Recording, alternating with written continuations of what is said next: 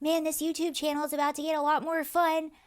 Amazing news. Catholic Charities, along with all other non governmental organizations that have been helping to fund and facilitate illegal immigration into this country, have been defunded and will be investigated.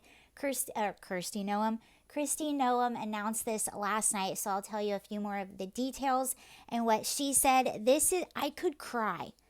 I could cry. This is the one thing that I have wanted investigated. So you have all of these NGOs, including Catholic Charities. Let's see, who else is it?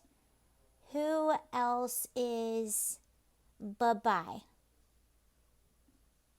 Okay, Catholic Charities USA, United Way Worldwide, American Red Cross, Lutheran Immigration and Refugee Services, HIAS, Global Refuge, Jewish Family Services. So all of these are going to, all of their governmental grants and funding will be paused until an investigation goes through onto exactly what they're doing. We do know that Red Cross even provides maps how to get throughout Mexico and cross our border. So this is how heavily involved they are in this mass illegal immigration.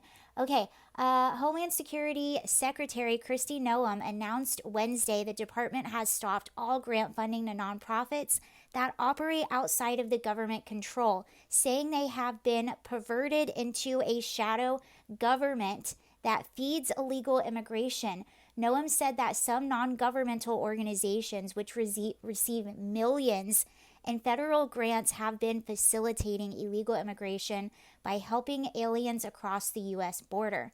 Many of these NGOs actually have infrastructure and operations set up in Mexico. They do on that side of the border and are telling those illegal immigrants to come to them and they will get them across the border. Noem told Fox News Channel Will Cain's show. So they're not just operating in the United States, they're operating outside of the United States to help make it easier for those that want to break our laws. And yes, coming over the border illegally is breaking a law. The first step to curbing the issue is to freeze the funds, reevaluate them, and make sure taxpayer dollars are going towards safe causes. Yeah, especially if you get money from the federal government, first of all, that's taxpayer dollars. And if you are under a 501c3 contract, which I believe a lot of them are, you're not supposed to be funding things that go against the best interests of the American people, or you're not supposed to be funding partisan causes like that or political causes. And you could argue that the facilitation of all of this mass immigration into our country, mass illegal immigration, is a political cause. I think people are curious as to how grants are given out by federal agencies are unionized. I agree. I think people have a right to know exactly where their taxpayer dollars are going.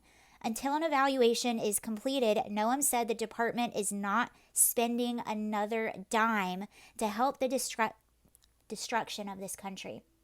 She added not all NGOs are what they appear to be and that some could be a risk to national security. When somebody said NGO to me, I thought that was a nonprofit telling somebody about Jesus or spreading faith or salvation, Noem said. Then I realized over the years it's been perverted into a shadow government. Noem explained that NGOs create an entity to use taxpayer dollars funding an operation the federal government cannot legally implement itself. So it is. It's kind of a way for the government to do things and use taxpayer dollars to do things that they're technically not supposed to do, things that you would say are unconstitutional. But this is a way they can kind of get around that. Not cool, man.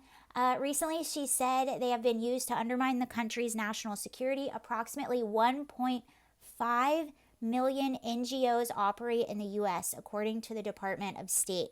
That's a lot.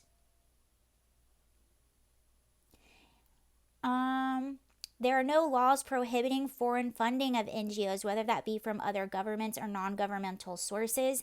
In 2024, the U.S. spent more than $380 million on sheltering and service programs for illegal immigrants. I actually feel like it's higher than that. I don't know, that seems kind of low to me. Okay, will the southern border see fewer encounters in the first half of 2025 than 2024? Yes, they are down. Oh, that was a poll. It didn't actually show the answer.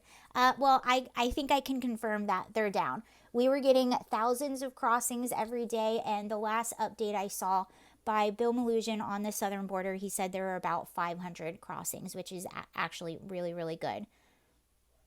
So that is amazing news. It's so happy I could cry. This is exactly what I've wanted the whole time. I'm like, these NGOs need to be investigated. And if they are funding these things, which I think we know they are, then we need to know. And what's really frustrating is they'll use the guise of being humanitarians, but really when you look at it, when you look at how much money they make off of moving people, you realize no, it's not humanitarian. It's purely money motivated or idealistically motivated, but it's not humanitarian. Moving that many people into a country illegally at once, it doesn't help the countries they're coming from, it doesn't help the countries they're going to, and it doesn't help the individuals that are coming in here. The only ones that really seem to benefit the most off of this are these NGOs, and that's why they should be